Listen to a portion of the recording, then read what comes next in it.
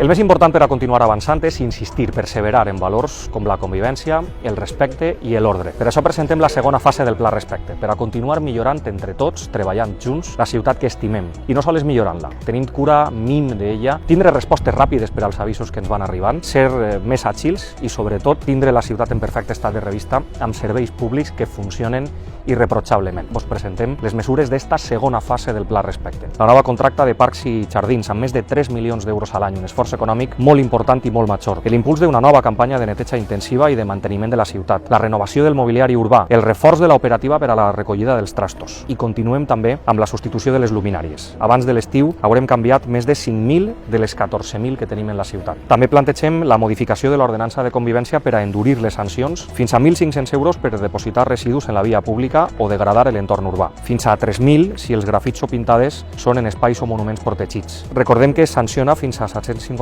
euros no recollir els excrements dels gossos en la via pública. I destacar també que anem a reforçar ja des d'este mes la unitat de proximitat de la policia local, que ens ajudarà a fer complir les ordenances municipals de convivència com a novetat en horari de vesprada, des de les 5 fins a la 1 de la matinada. Encara millors serveis públics municipals, més proximitat, amb aquesta unitat de proximitat per a detectar les coses que no funcionen bé i els incomplidors, que són molt poquets però fan molt de soroll, i sobretot premiar a la immensíssima majoria de ciutadans que tots els dies voleu fer les coses bé i voleu conviure, des de luego, de manera ordenada i amb respecte.